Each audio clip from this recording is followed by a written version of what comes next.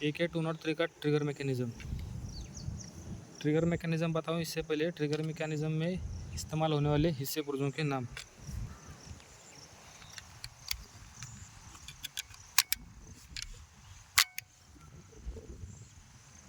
Trigger shear,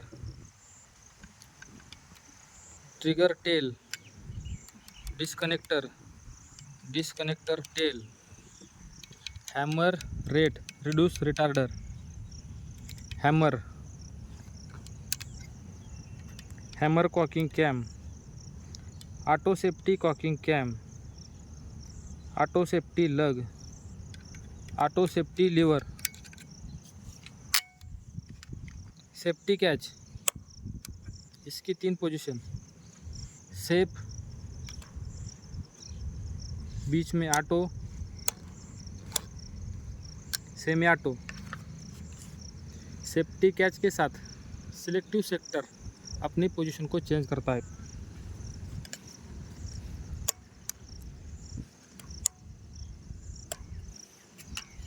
safe के ऊपर selective sector trigger tell के ऊपर दबाव डाल रहा है, देखो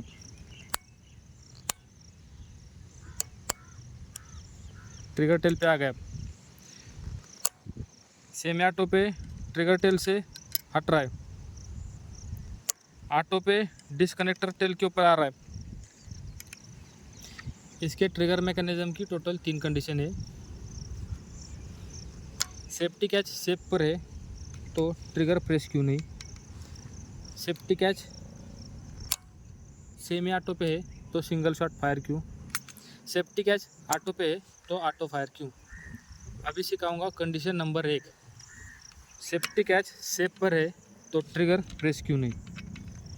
जैसे फायर सेफ्टी कैच की पोजीशन सेफ पे कर रहा है तो सिलेक्टिव सेक्टर ट्रिगर टेल के ऊपर दबाव डाल रहा है, देखो आ गया दबाव, पीछे, आगे। ट्रिगर टेल के ऊपर दबाव होने के कारण जैसे फायर ट्रिगर को प्रेस करता है तो ट्रिगर सिलेक्टिव सेक्टर के कारण ऊपर उठ नहीं पाता, तो क्या है ट्रिगर प्रेस नहीं होता है। अभी सेफ्टी कैच सेफ पर है तो कॉक क्यों नहीं। जैसे ही बोल्ट कैरियर पीछे की हरकत करेगा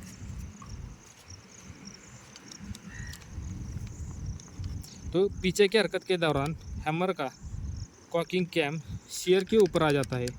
ट्रिगर टेल पर भी दबाव है, शियर खड़े रुख में है तो हैमर कॉकिंग कैम पूरा पीछे नहीं आ पाएगा, इसलिए राइफल कॉक नहीं होती है।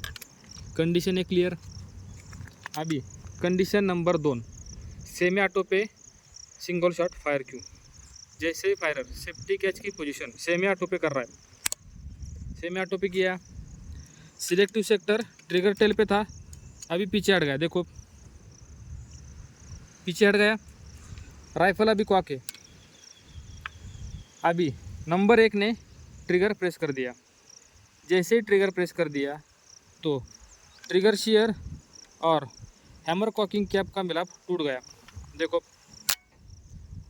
अभी क्या है ट्रिगर के ऊपर दबाव है और हैमर ने फायरिंग पिन रिटर्नर के ऊपर चोट मार दिया, जिसके क्या है राउंड के प्राइमर पर चोट आ गई, राउंड बैरल के रास्ते फायर हो गया।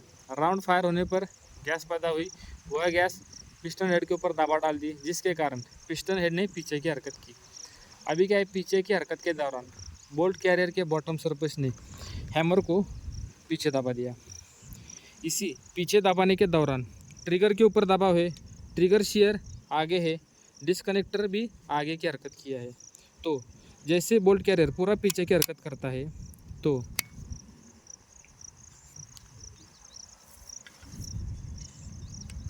ट्रिगर के ऊपर भी दबाव है, जिसके कारण हैमर का कॉकिंग कैम और डिस्कनेक्टर का मिलाप हो गया और राइफल सिंगल शॉट फायर करके रुक गई। अभी क्या है इसी दौरान क्या होगा, बोल्ट कैरियर आगे की हरकत करेगा। आगे की हरकत के दौरान पिछला निचला दाहिना प्रोजेक्शन ऑटो सेफ्टी लीवर के ऊपर दबाव डालता है। जैसे ही फायरर ट्रिगर को छोड़ देगा तो डिस्कनेक्टर और हैमर कॉकिंग कैम का मिलाप टूट जाएगा।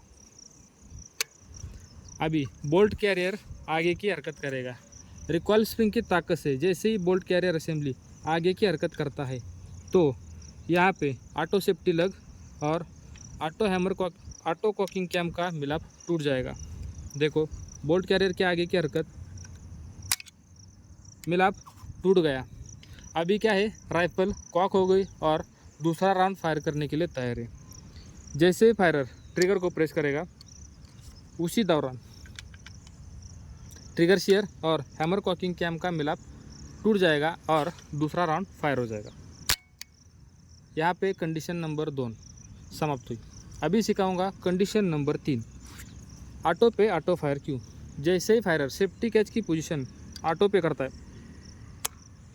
उसी दौरान सिलेक्टिव सेक्टर सेमी ऑटो में पीछे था, अभी सिलेक्टिव सेक्टर जैसे ऑटो पे कर रहा हूँ देख लो तो सिलेक्टिव सेक्टर डिस्कनेक्टर टेल के ऊपर आ गया।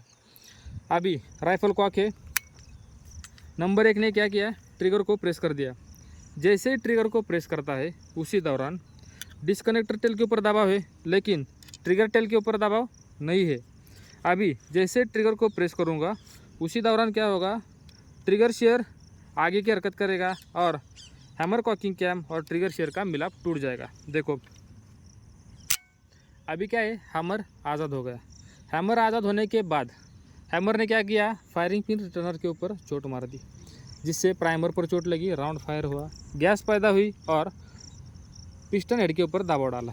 अभी बोल्ट कैरियर ने क्या है, पीछे की हरकत की। जैसे ही पीछे की हरकत की उसी दौरान बॉटम सरफेस ने क्या है, हैमर को पूरा पीछे दबा दिया। अभी डिस्कनेक्टर अपनी जगह से पहले ही पीछे है, ट्रिगर शेयर आगे है, तो हैमर के कॉकिंग कैम को पकड़ने वाला कोई नहीं है, जिसके कारण क्या होता है, बोल्ट कैरियर पूरा पीछे की हरकत करता है। देखो बोल्ट कैरियर की पूरा पीछे की हरकत। अभी ट्रिगर के ऊपर दबाव है, ट्रिगर शेयर आगे है, डिस्कनेक्टर भी पीछे है, लेकिन हैमर को किसने रोक के रखा है, ऑटो सेफ्टी लग ने। इसी दौरान क्या हो गया, ऑटो सेफ्टी लग और हैमर ऑटो कॉकिंग कैम का मिलाप हो गया। अभी क्या है, बोल्ट कैरियर असेंबली ने क्या है, आगे की हरकत शुरू की। जैसे ही आगे की हरकत करता है ट्रिगर के ऊपर भी दबाव है। देखो ट्रिगर के ऊपर दबाव है तो बोल्ट कैरियर असेंबली का पिछला निचला दाहिना प्रोजेक्शन ऑटो सेफ्टी लेवर के ऊपर दबाव डालता है। जैसे ही ऑटो सेफ्टी लेवर के ऊपर दबाव डालता है उसी दौरान हैमर आज़ाद होकर फिर से फायरिंग पिन रिटर्नर के ऊपर चोट मारता है। देखो मार दी चोट। अभी क्या है, राउंड फायर हुआ, गैस पैदा हुई, सेम बोल्ट कैरियर ने पीछे की हरकत की, फिर पकड़ने वाला कोई नहीं, लग का और ऑटो कॉकिंग कैम का मिलाप हो गया।